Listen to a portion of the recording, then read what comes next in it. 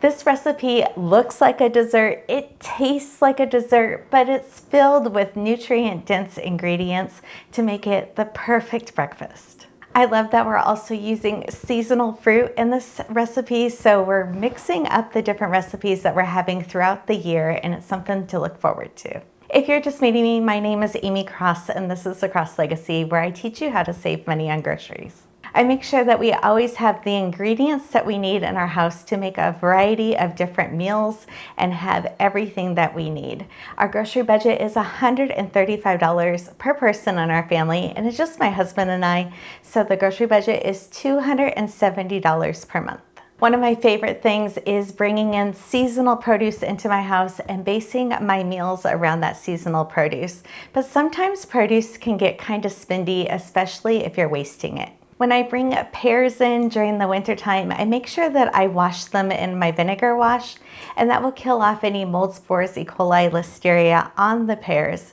And also storing them away from citrus will help them stay fresh longer. I teach all kinds of produce tips in my Zero Waste Produce Guide. This goes through 75 produce items A to Z, so you can learn how to stop throwing them away. So now we're going to get into this recipe. Don't worry, you don't have to write anything down because we have the written recipe on the blog, and the link will be in the description. For this, we are going to make a pear upside down gingerbread cake. So to start that, we're going to use a 9-inch round pan for this, and I'm going to use some parchment paper. For the parchment paper, I end up folding this in half and then again in half so it will fit inside the bottom of the pan.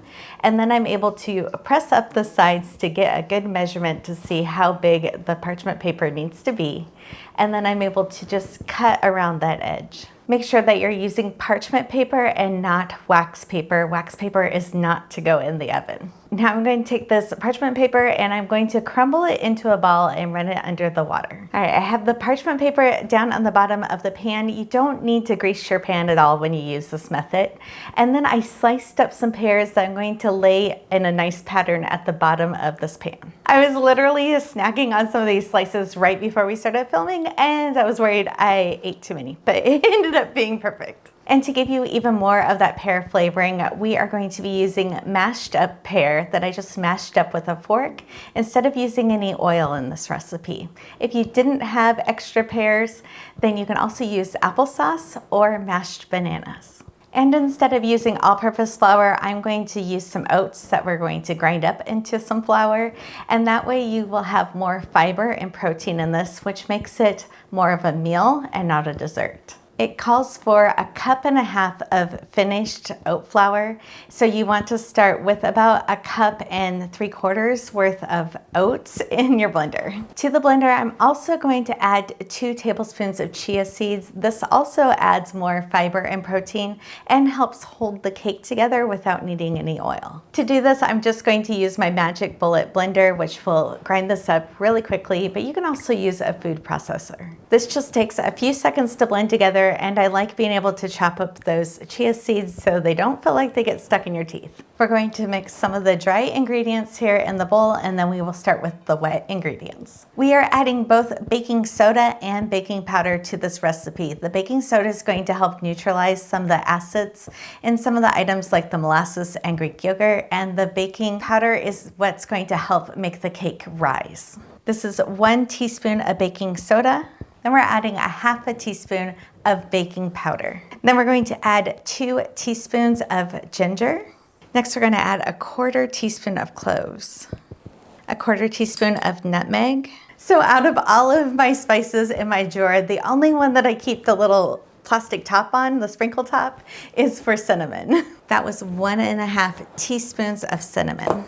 And then we're going to add 1/4 teaspoon of salt. I just measure with my heart. Okay, for the wet ingredients, we're going to use 1/4 cup of molasses. If you want to put some extra sweetener in, you can use 1 to 2 tablespoons of maple syrup or honey, but you can also just totally skip that too. And we're going to use 1/2 cup of plain Greek yogurt, 1/2 cup of unsweetened applesauce or mashed pears or mashed bananas, 1 large egg, 1/2 cup of milk, and 1 tablespoon of vanilla. We're going to add 1/4 cup of molasses. We are going to be adding molasses to this recipe, not only to get that gingerbread effect, but molasses actually has a lot of nutrients in it that outweighs any of the deficits of having just regular sugar in it. So with the molasses, you are getting extra iron, calcium, and potassium. Molasses also helps with things that women my age and older are often dealing with, like fatigue, anemia, muscle cramps, and also stabilizing your blood sugars.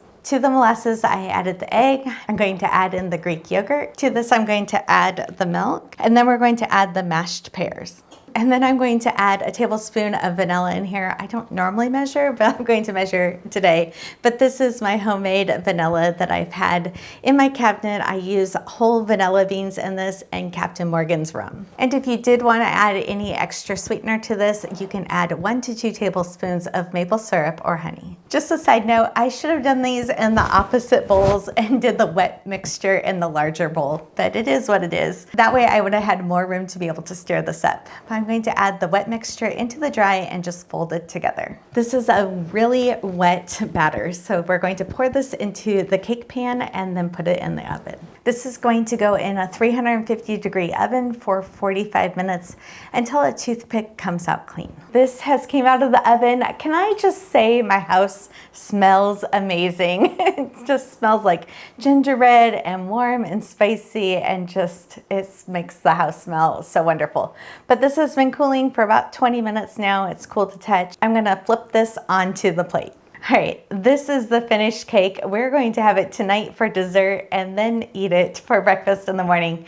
And I normally keep this honestly on the counter for the first night, but then I move it into the refrigerator. So you want to keep it in the refrigerator in an airtight container for 5 to 7 days. You can also slice this up and put it into the freezer so you can pull it out at another time if you don't want to have it all in 1 week. Make sure that you're checking out that description. We have the link to this recipe there, and also there's a newsletter link to sign up for. On the newsletter, we send out new recipes often.